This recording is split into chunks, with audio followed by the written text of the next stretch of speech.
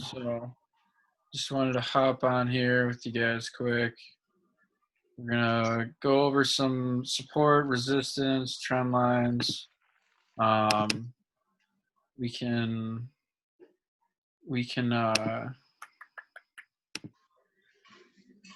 go over some questions and stuff if you guys have any questions as well. But I usually start when I mark up when I've got a completely blank chart here.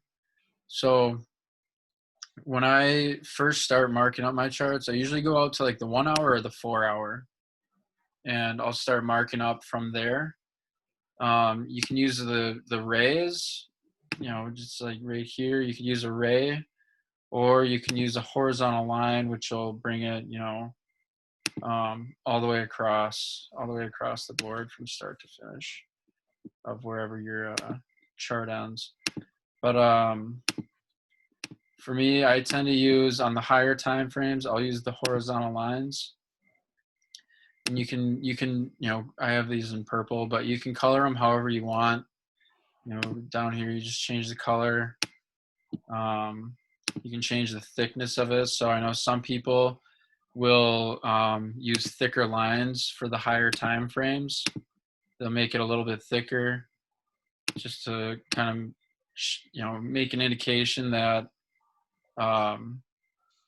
that these are, higher time frames. Because once you're like, if I were to draw this in here, let's say I draw this support here, I can make this really thick.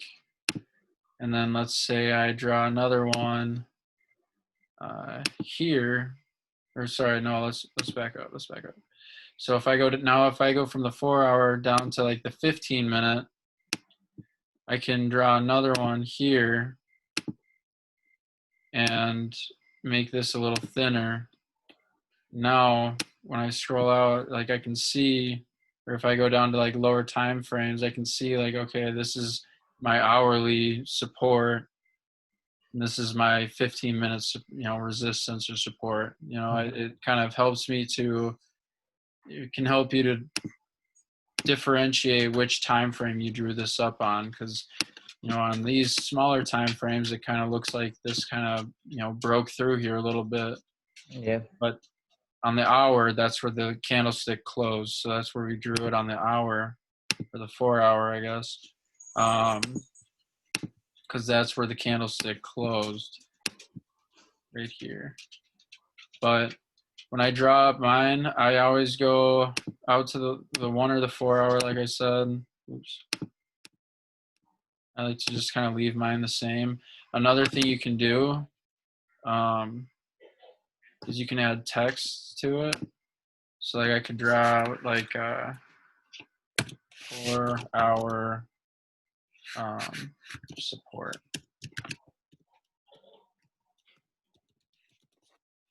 Right, so I could draw a 4 hour support. I can make the text whatever color I want as well. And then I can put it where I want it. So I can put it on top all the way to the right. So now it'll show up right there. And even if I drag this, it's still gonna always sit right there. Right? So I like to draw my support and resistance from body to, from the bodies, not the wicks. That's just a personal preference. I know people who do it both ways, but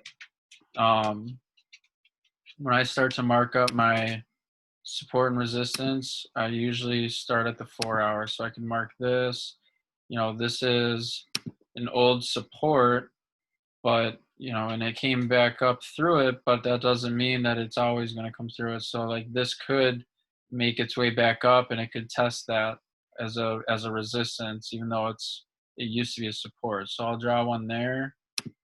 We can draw one if they're super close, like this one and this one. Oh, I guess those are like 100 points apart, so we can draw both of those in. But yeah, a lot of people will draw like rectangles too. So like a good spot to draw a rectangle would kind of be, if I didn't want to draw those two lines, I could just draw a rectangle right here.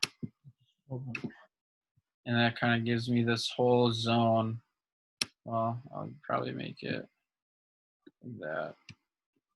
But it gives me that whole zone. It's kind of a reversal area, or a supply and demand area where supply fights demand. I have a question. Yeah, go for it. So how do you put like indicators? As not like indicators, but like an alert if it crosses down a certain bar. Oh, an alert. If I can put it on this one. So there's a little clock with a plus button right here. So I can just click on that. And then I usually do once per bar. So, it'll trigger every single time it crosses it. Whereas if I do it once, then it'll cross once, or it'll alert me once, but it won't alert me if it crosses it again. So I usually just do once per bar, and you just hit create. Oh, shoot. I need to update my payment. I got a new debit card. Okay. I gotta update that eventually. I won't do that now, but that's how you set an alert. Do I have an alert set already? Oh, I do. I'm gonna say, I think with the free version, it looks like you get one alert. So now I can go back in and so once per bar, create, and then it'll give me a little clock right there, indicating that there is an alert on this resistance. Sick. Thank you, Kyle. Yeah, for sure. So if I were to continue marking these up now, here's the thing is, this is a 4-hour chart. So this was, over here is like, back on the 12th of August. So this is, almost a month ago, or about a week out from a month ago. So that might not be super relevant. It's going to take a while for the market to reach back up to that area. So I won't get too crazy with it going up here. But another thing I'll do, just because like this one, it looks super clean on the 4-hour, is I'll draw out my trend line here. So again, I do body to body with the trend line. A lot of people will look for 3 points of contact. I like a minimum or like 3 points minimum of contact. I like to do 2 points minimum. The more the better. What's the But difference? what? Does it make a difference if it's touching 3 or 2? No, not necessarily. It's just a more valid, I guess, or it's a more accurate. The more it touches the trend line, the more reliable the trend line is. Cool. Because this could be in a downtrend, but it could only come up to here and then continue going down, or it could come up like way up here and continue down. But I guess the more so it's just the downtrend is, if we're looking, no, that actually doesn't look that good. But sometimes what you can do too is you can draw out, we might be able to find it on a lower time frame. But so this is our overall trend. And again, you can label it, you can, you can add text to it. 4-hour downtrend. If that helps you, you can do that. I don't really care for it, but if that helps you, you can do that. Otherwise, you can, again, like make it thicker or thinner to help you differentiate the time frames. But I'll then go down to the 1 hour, see if I can clean anything up anywhere. So I see that I could draw another trend line here if I wanted. Now we do have our 3 points of contact right there. Right? And this is, you see some of the wicks coming up above it. That's fine. Like I said, I like to draw it from the body to the body.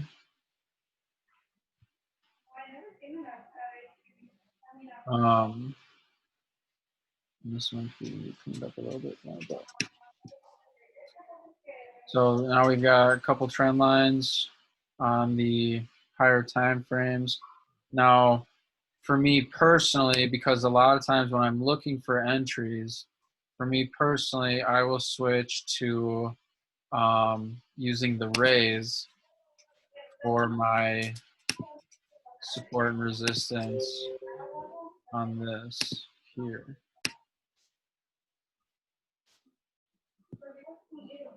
Right, so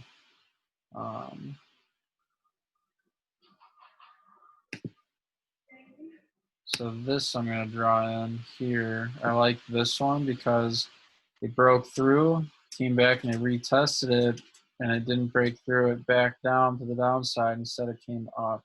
And then again here, it came back here and it rejected out of this multiple times. You can see that it came through it, but it never really fully broke it until now. And then it finally did break. And then it came back up, kind of retested it in this wick here. This is probably where I would have taken a sell because it's consolidating in here, breaks through. Once it breaks through, this is really important. So once it breaks through a support or a resistance line, it'll travel to find the next support or resistance line. Come on. Come on. Stop pacing. Come on. So once I love your dog. I'm sorry, off topic. But what's that? I love your dog. I know it's off topic, but she's amazing. She's just sitting there pacing in the room. It was driving me nuts. I don't know if you guys could hear it, but no, what was I saying now? Oh, so once it breaks through, so this one here, it's broken through here now. So now we can assume that it could test, it could come down and it could test that 4-hour support. Or, I see a little baby resistance right here. It looks like it tested that and it started to reject off of that. Or it could, come and test this here, where this support is. We can come down and test that. So we have, but once it breaks through, it always travels to seek out the next one. So the way that you can tell if it's gonna break up or down is by testing the lines. Yeah. So this is, this looks a little wacky, but the fact that it tested and it was breaking through, so something, the wicks tell this story here. So in this example, so you can see each time it broke through, it never closed through it. Each time it broke through, that wick came down. There's wicks that came down a little bit lower, a little bit lower, a little bit lower. So it's continuously fighting to the downside, and it's finding lower points each time that it was trying to break through. So that's a good indication that it's looking to break through the support. But then this candle here, even though this candle is, it broke through it really dramatically, this candle closed below the support. So since it closed down here, that's a good indication that, this has, even though this is a really big candle, like if it were to close like right here even, it still closed below the support. That's a good indication that it's breaking through that support. And so a lot, and that's, this is a huge, this plays a huge part in the way that I trade. But once it breaks, since the market always is moving in waves, it always is going, up and down, up and down, we know it's going to find the next support, right? So in doing so, though, it's going to make a wave back up. And a lot of times what you'll see the market do is it'll come back up and it'll retest where it broke through. So this area here is where it broke through. Now it came back up and it retested. So I probably would have taken this sell somewhere right in this wick for a sell. And then it would have, it would have continued downwards after that. Awesome. So that could have been a good winning trade right there. Kyle, I have a question. Absolutely. So you're mostly looking for the structure you're looking for is for support, because this is what, going down, right? Because of the downtrend. Yep. So ideally, I like to trade with the trend. Yes. Right. Ideally, I like to trade, with binary options, the way that we trade, it's so hyper sensitive, like it's so fast paced that, if there's enough indication saying that this is going up, then, we can hop in. So like if I were to add indicators to this and my indicators were to say like, you know what, hey, so like here, this is a perfect example. So like we could have caught that sell on the retest here and it didn't even fully test it. So it could still come back here for a good sell opportunity. In fact, I probably would still, if market were open and they were coming back up to hit this, I probably would still take that first sell. But what we have here is, our RSI, just the RSI alone, is telling us, hey, this is really cold. This is really cold. This has got to heat up. It's down below that blue line. So it's telling us this is really oversold. And so once we get this cross up right here, that's telling us, hey, we can take this for a buy because this did test this support right here. So we could take this for a quick little buy. But ideally, yes, I do like to try to trade with the trends. But however, you can trade both ways in our style of trading because we're in the market for such little time that we can take advantage of even the pullbacks in a downtrend. So like over here is a good example. Like over here, it was coming down. It was really oversold. So it crossed up. And, if we would have taken, is this where I was at? Yeah. So if we would have taken a buy here when this crossed up, we've got, this is a 15-minute chart. Well, for the next half hour, the candles did close. We were winning. As, winning trades. So even though it was only 45 minutes, it came up and then it continued down, we still could have taken advantage of this, because we're only taking, I personally, I'm only taking 5-minute trades. So we could have taken advantage of this little pullback. And you're only basing on the RSI indicator or? And that's just with an RSI. I mean, we could add, an abundance of indicators into here, but this obviously looks a little bit messy. But yeah, stochastic also crossing up here for us. The DMI stochastic, the directional movement index, does not look as good for the buy, but we could have still taken advantage of this. We've got two heavy indicators. It's down by the Bollinger Bands. It hit the support level. We've got and then it gave us a little blue arrow. So we do have a lot of indications that would have been a good buy setup as well. So the only thing is that, indicators are really, really handy tools. They're really, really great to take advantage of, but there are times where if the market's going to do what the market wants to do. So the indicators are going to show you how the market is setting up. But I mean, this could show, like over here, this could have gone down and showed that it was really oversold, right? But if we would have tried to take a buy right as we saw that it was, if we would have tried to take a buy right as we saw that it was oversold, we would have gotten caught up where this continued its way down and we wouldn't have been able to clear that trade unless we caught it right here. That'd be some precision timing. We want to take the most highly probable trades, which is why I like to trade with the trend ideally as well.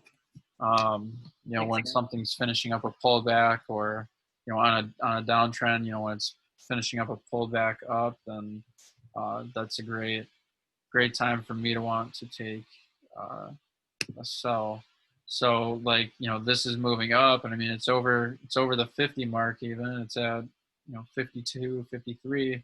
Once it gets over that 75 mark, then it's showing it's overbought. And, that could be right here where it's, where the, that past support was, or it could come all the way up here and retest this resistance here.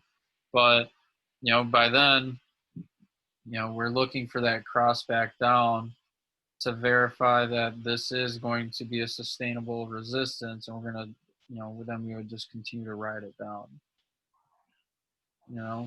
One thing that I was doing, Kyle, I actually marked up my chart last time. I think it was like 2-3 days ago. And I was using cash trap as well, just to verify. I was looking at the arrows and looking at the chart as well. Because yeah, it was moving really rough, up and down. So yeah, that's what I recommend everybody to do. And that's really smart. And that's really good of you, because you're not, you're not relying on just the scanner. You're also conducting your own analysis to verify the quality of the setup that the scanner punched out. And I mean, it's worked out really well for you. You've had a lot of success this week. So yeah, sorry. no, that's super awesome. Carlos, did you say you used the Cash App one? yeah, I'm using the cash trap, the Matty Pete strategy. Got it. And I mean, it's working awesome. You can mark up the charge the same that Kyle is doing, but I was using Cash App as well, just to verify if it was just going up or down. Okay. Thank you. Sorry if that was just a question. I know you're not like. No, you're good. All right. Thanks, Carlos.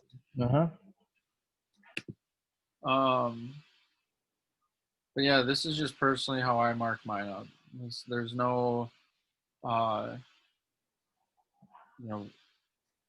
this isn't the only way, I guess, to So mark it up. every time you get a double bar, on the same level, that's pretty much a structure. Yeah, I mean, if I were to like say like I were to mark, down here where this is here, if I were to mark this as a support and it came down, it was testing in between here. That's a really, really high quality support area. Oh, because that was a 4-hour support, and that was the lowest. Yep. So that was the 4-hour support. Makes sense. And I use my rays to kind of find my lower time frame support and resistance. Awesome. And then I've got my horizontal lines, because those are my higher time frame support and resistance. So it's like I can draw this one in here. Mm-hmm. So yeah, like I could draw this one in here, and so it's like, okay, this shows me like this cranked through, right? Right here. Let's go back to the 15-minute time frame now. So look at how nicely that lines up. So like it came up and it tested this area, but after that, like it's pretty much staying right below that hourly support. And this is the hourly support, broke through, closed, right? Came back up, retested it.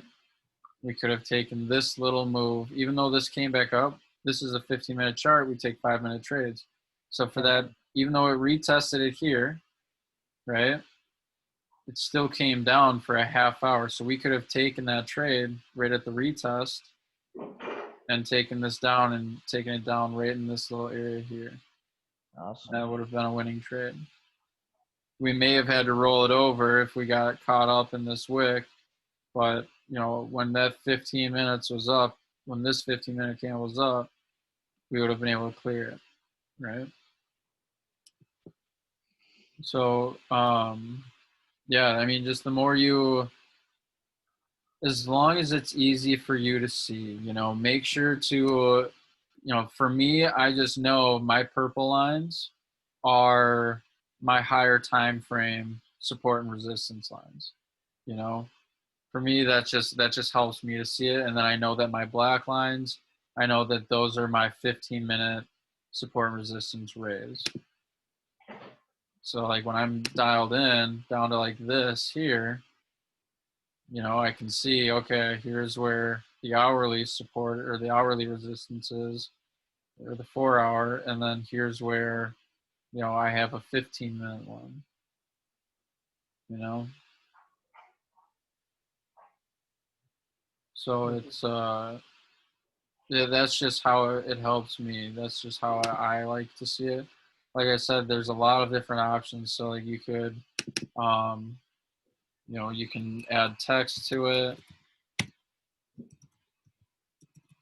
It's resistance.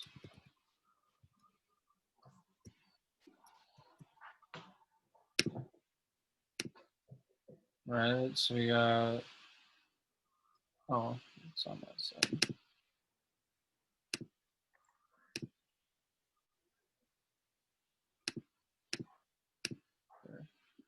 So now I've got my 15-minute resistance, right?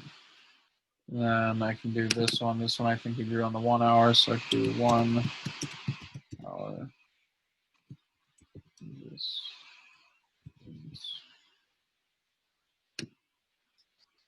Right. So you can label it, you can change the colors, you can change the thickness. So, you know, if these are the same color, if they were the same color, then I could make this thicker. I know this is how Cole draws his. Cole likes to do the thickness, so he knows his thinner lines are his lower time frames, and you know, think of it like the thinner it is, the weaker it is. You know, like if I'm trying to hit through a wall, you know, or a floor or a ceiling, you know, the thinner it is, the easier it is. It's going to be to get through to it, right? But the thicker it is, it's going to be a little bit tougher. Right. So that's my overall consensus on it. And then, you know, trend lines. You know, trend lines are pretty simple. I know some people who I always do like on a downtrend. I like to draw it from onto the top. Like so, right here we've got a nice 15-minute downtrend right here. Like that lines up perfectly. It tests it multiple times.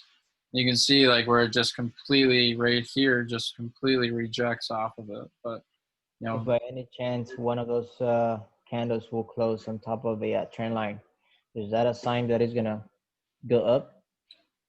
I usually like to wait for multiple candlesticks on whatever time frame. So like for this one, I drew this on the 5-minute chart. Mm-hmm. So I'd want multiple 5-minute candles to close above the trend line for me to consider this broken. Awesome. There's been times where it's closed above, like it'll close one of them, like will close above. Like if this were to come here and like just test this little resistance right here, right? So if it comes here and tests that, well, it's going to close. That means it's going to close, you know, right here, like above our trend line. However, it could reject off this resistance and just plummet down. So it doesn't necessarily mean that it's broken up. So I usually like to wait for multiple candlesticks going the opposite direction for me to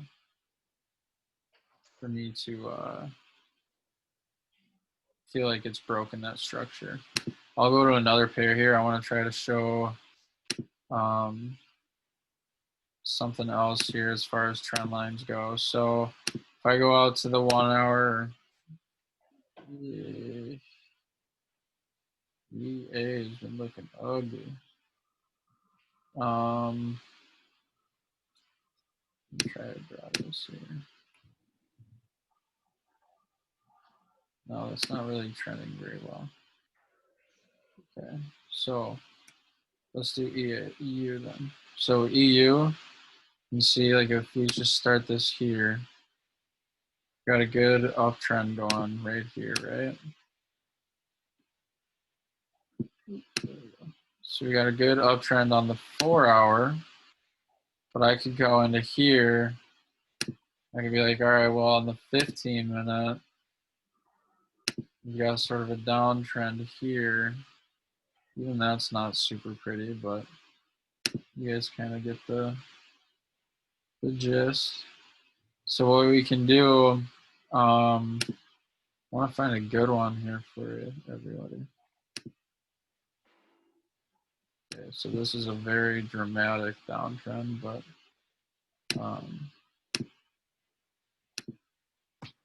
Dude, that one looks like it dropped so much. yeah, GBP CAD is quite an animal. I love it. Which drop often like that?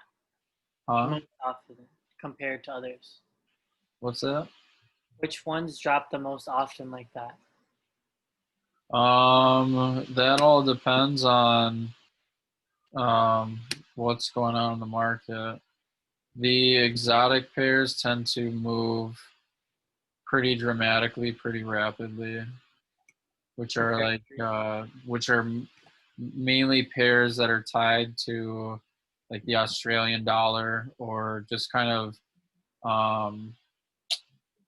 pairs that aren't tied to the US dollar really, or a lot of those are considered exotic pairs.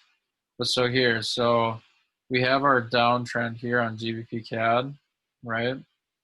But now we have within the downtrend a little uptrend, right? So when you're able to draw these out, you can find the uptrends within the downtrends. When you can draw these out, it kind of gives you a great opportunity to take advantage of buys, but also it can kind of give you a sort of blueprint as to where the market may go. So the market is going to make a decision if it's going to continue the downtrend or if it's going to continue the uptrend. It's going to make a decision by the time it reaches the X, right? So it's like, all right, where is this pair going to go? It's going to do something here. Yeah, this is a pretty steady uptrend on the 5. So it's going to make a decision here. So what we're seeing is this could ride this uptrend until it's able to come back and retest the trend line and come down, right? Or it could just bust down and then eventually come back up and test the trend line. But this kind of gives you a good little path or a little blueprint as to what the market may do. So it's going to make a decision before it gets to the X here. It's going to let you know what it's going to do. And, again, we can establish that, this is a higher time frame. So this is going to be a stronger point to base our idea off of than this 15-minute uptrend. Even though we have a bunch of resistance right there, would I be able to mark that? Because there's a lot. So we could mark that up too, and that's another great point. So like, this doesn't have to come and retest the trend line. We just know overall this isn't a downtrend. Right now it's riding this uptrend, but where is it going to ride the uptrend to? So it could cut off right here at that support or that resistance, like it did. It hit that resistance a few times and rejected. And we've got big wicks coming from there. So, it absolutely could from here continue down. And we've got our little X right there. So we've got the support, we've got the uptrend, it's got a little X. So it's going to make a decision if it's going to break through and test the next resistance, which I would draw like, you could draw one right there, or we could draw one like right here. I kind of like this one a little bit more. This one seems a little chaotic, Yeah. but so here we can delete that one out. So let's just say, you know, that's the one that we decide, you know, that's the one that we like. We're not gonna, we'll ignore that. So before it gets to the X though, it's gonna decide, is this gonna respect the resistance and continue down, break through that uptrend? Or is this gonna respect the uptrend and break through the resistance and go up and test the next resistance, right? So when you're able to, you can always draw in the X, and you can always base, you know, watch the market, and, you know, let the market tell you what it's going to do. Don't make any assumptions, you know, always do, you know, that's what analysis is we're reading the market. The market is always telling a story, and it's always telling us something. And so we are always looking to read what the market is giving us. We're not trying to fight the market or make any guesses as to where we want it to go or where we think it'll go, but we want to make educated decisions on based on what the market is telling us it's going to do, right? As So soon as a new bar opens up, do you just take a, a, a call or put right away, or you wait a few? um, Something. that depends. So like in this instance, if I were to get, you know, because we've had multiple tests here already, if we get it consolidating more closely to the resistance here and it starts to consolidate in here, kind of like it is right now where it's moving, you know, it's moving kind of sideways right here, right? It's kind of bouncing back and forth in this zone. So if it starts to consolidate and keep bouncing off this resistance, and then we get a candlestick that closes above the resistance, then I would be comfortable in thinking, okay, it closed above our resistance. Now let's wait for the retest, which you would, you know, that's when this little uptrend would come into play. Let's wait for it to retest down, and then we're, you know, gonna ride it up. So basically we would, you know, a past resistance can become a future support. And we see this in the market all the time. We actually see it right here on this pair. So we've got it, this used to be a support, right? Then it came down, it busted through this. But then we've got one candlestick here. We got one candle where it did come up and it retested that support, that past support, and it utilized it as a resistance. And then it just tanked downwards after that, right? Yeah. So we're able to, you know, we're able to identify that resistance, you know, before it even happened. We could have identified this as a potential resistance because it used to be a past support, right? And we see this in the market all the time. We see it in the market all the time where it'll break through something, and we see it on all time frames. Like if I go out to the 4 hour here, if I go out to the 4 hour here, I mean, I can see it a few times just in here. I'm going to delete everything that I have drawn here. So we'll start fresh. So a 4 hour chart. Yeah, I see a lot of them. 1, 2, 3, 4 resistance. You see these everywhere, right? So support here, broke through, came back and broke through it to test a different support, which would have been right here.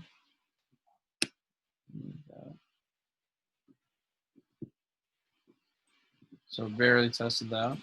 But then it came down again, broke through it again, and then that second time around, it did use it as resistance. And then continued down.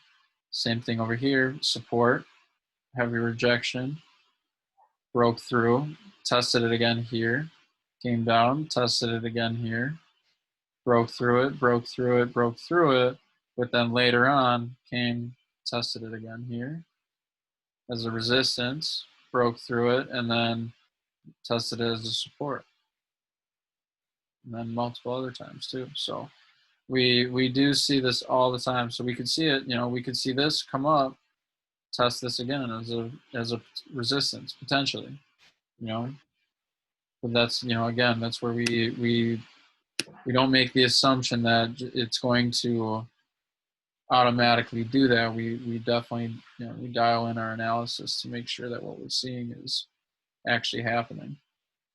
Awesome. But yeah, and I mean, I can do this again on the 15 minute. Like we had it drawn up already on the 15 minute. It's right here, came through, tested it twice. It was a support, now it's a resistance. And even on that bullish candle here, it acted as a support for a little bit. But yeah, the heavier or the higher time frame, the more reliable. What a support and resistance is simply a supply and a demand zone.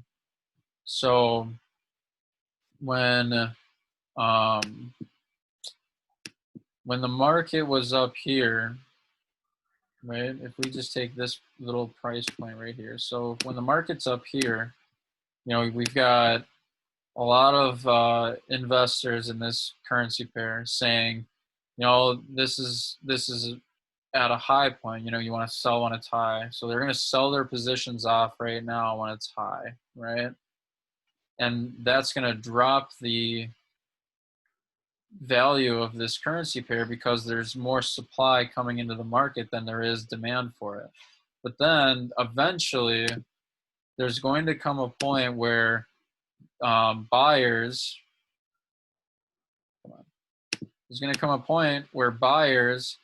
decide, what, this is, on sale. This is a deal. I'm going to buy this. And then we have an abundance of buyers right here that are buying it at this price, and that brings the market back up, right? So that's why we have support and resistance areas, as it shows, where investors.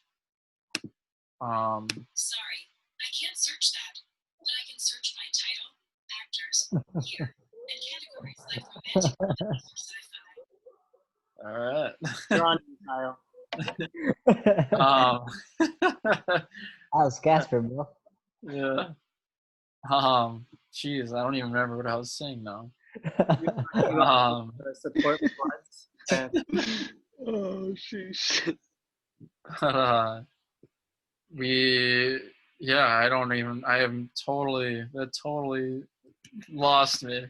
When sellers flood the market or buyers flood the market.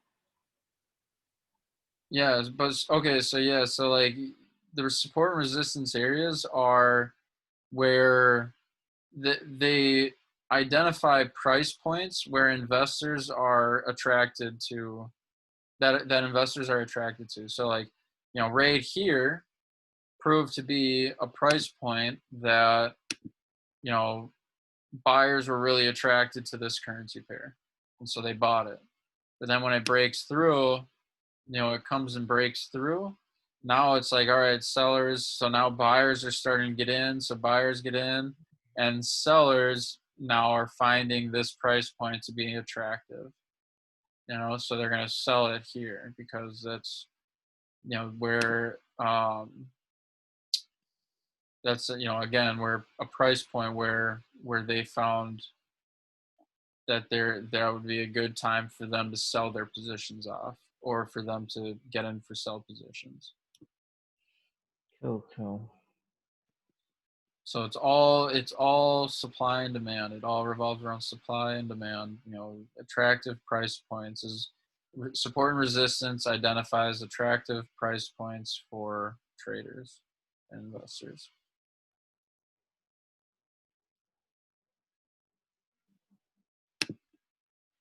So I hope that this helps everyone.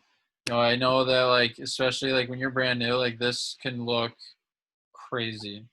Yeah. It can look crazy, but this is just something, develop your own system with it. And like, that's a lot of what trading is chart time. I mean, to become a better trader, you just spend more time on the charts. So much chart time.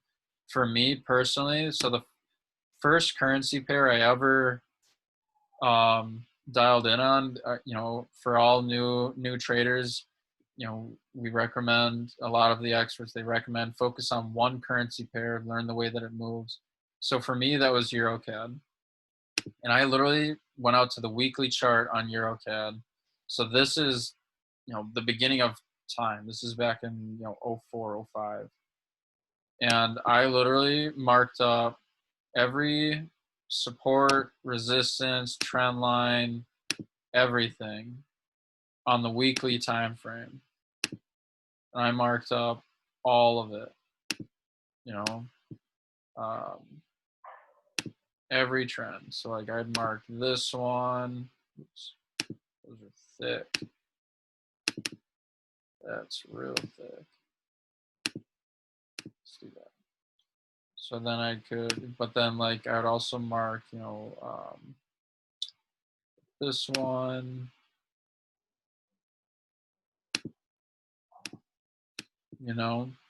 like I marked every single one of them all the way to the beginning of time. So like, that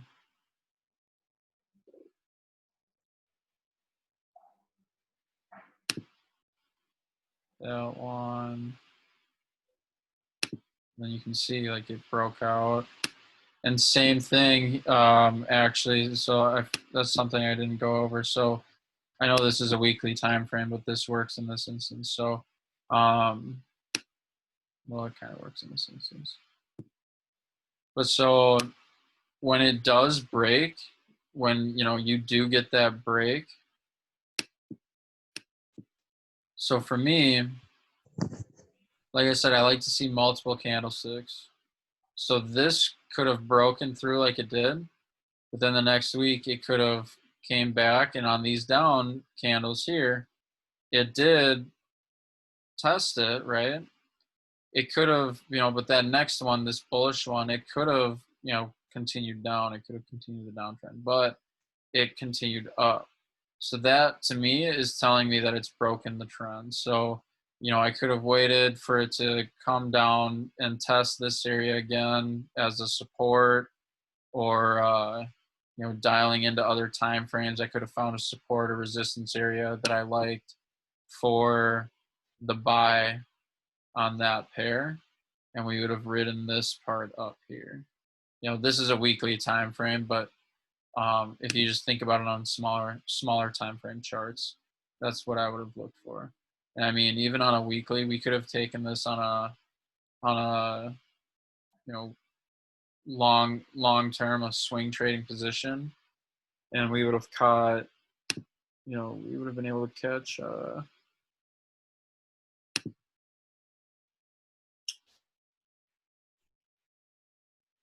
can't even see it. Oh, whoa.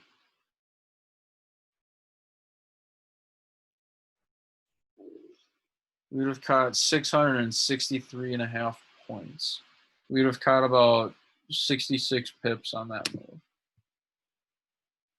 Yeah. Which is pretty good. Sheesh. I mean, that's 66 pips that's a decent trade. On like an MT4 account.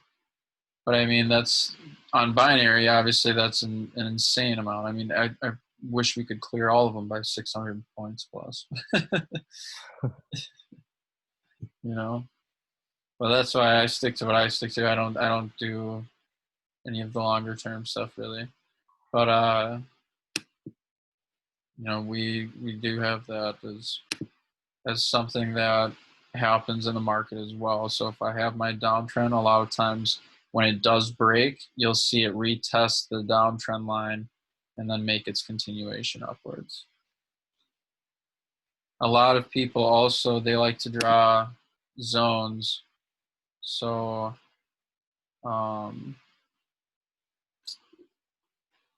know Cole is a little better at this. He could probably explain this a little better. But what he'll do, what I've seen him do, this is a goofy downtrend to be trying to do this. But this uptrend I think works a little bit better. What he will do is he'll draw a sort of channel.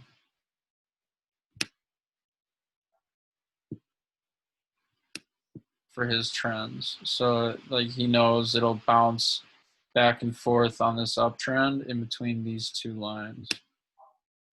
And I won't go too into that just because I don't do that, so I'm not super knowledgeable on it. But there are videos in the academy or on Go Live, maybe not in the academy, but in Go Live, I know that there are traders that do that. So something that you can go into. But yeah, I mean, you know, I know Edwin, I know that you're super new. So when you start to go in and mark up charts on your own, you start to go through the academy and, you know, get a good foundation of knowledge to go and test out. Then a good spot to start would be look at one pair, get to know one pair, and just mark it out from the weekly, dial it all the way down to, you know, the 15 or the 5 minute. I have a question. Which pair would you recommend that I look at? That's all personal preference. Just scan a few of them, see which ones you like the most. The euro to the US dollar is the most frequently traded pair in all of Forex. It's the most heavily traded pair. I'll look at that one then if it's like one of the most used ones. Yep, Euro USD. Don't get on The most USDY. frequently or the most liquid pair. It sounds like the look on your face makes it look like you're having a good time. Nah, US JPY, bro, it's crazy. Hey, UJ, let's go. I UJ, love UJ too. I don't like the yen pairs personally. Oh yeah, they're volatile. Bad news bears for me. They're wild. They'll spike you, bro. Oh yeah, they're ruthless. Absolutely. But yeah, every trader is different at once. So Euro USD is a good spot to start, a good good foundational pair. But explore a couple of them. You know, explore a few of them. Dial in on one. You know, I know like for me, like I like EuroCAD, Euro AUD, GBP AUD, GBP CAD. Those are my top pairs that I like. I know for Nick, he likes AUD JPY and GBP CHF and other freaking weird pairs that I've never looked at in my life. Like, Yeah, but, dude. I get a little crazy sometimes.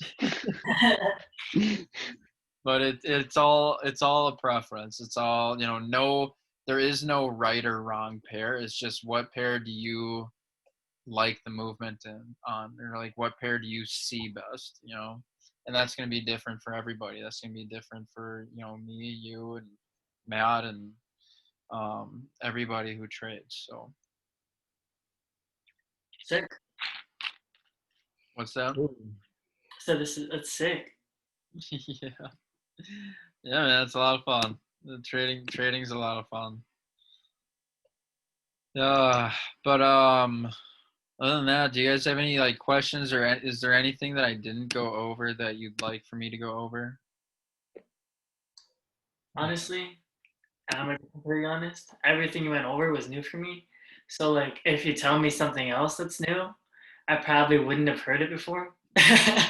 Yeah, I know. I feel that. I mean, if you ever want to say something new that you think you haven't said, I probably haven't heard it. Yeah. No, I know that. I know that. We'll work. I just wanted to do. I've got this recording. We're doing a training for the team here for strictly just support, resistance, and trend lines. But yeah, no, Edwin, we'll definitely go over more stuff, and as you start to learn stuff on your own too, like there will be plenty of questions that come up that that I'll be able to help you seek answers to. So We love to yeah, hear. as far as I'm Well, sorry. Definitely try cash trap too. Yeah, Cash Trap is lights Yeah. up. So we'll on the App we'll Store or online on the. what's that? Is that um an application, or you guys use it as like a paid service?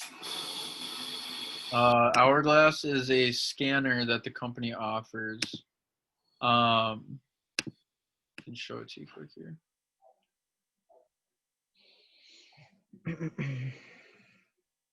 Oh shit! I have seen this. Yep. Yep. So it punches out little buy and sell arrows when it has a setup, and this is actually a really good setup to me. Got the down arrow, you've got it crossing down on the stochastic.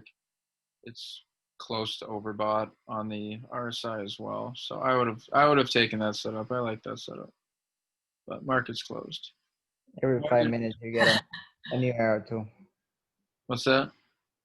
And every 5 minutes you get an arrow too. So Yeah. So An error? very handy tool. Carlos, did you say error or arrow? arrow. You get one every 5 minutes? Yeah, every candle. Oh my gosh. It makes you want to take a trade on every candle. Nah, you you wouldn't want to do that. Discipline. You're gonna blow up your account in 30 minutes, bro. No, only 3% of it. I tried to do that and I was like, Yeah. That's so funny. Well, I'm glad you learned from it, Carlos. Oh yeah, big time. It's sick. Carlos, I have a question if you don't mind me asking. Yeah, So where are you from? I'm from Honduras, Central America, Sick. but I live in Texas now. Dang, is everything bigger in Texas? Everything what?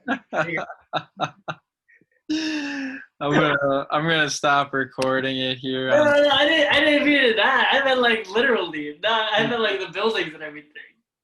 I know. I'm just saying we're getting off Sorry, my bad. off topic here. No, it's totally cool. We can be done here. But thank you all here. I'm just gonna stop recording. I hope this adds value to those of you who watch this. Take care.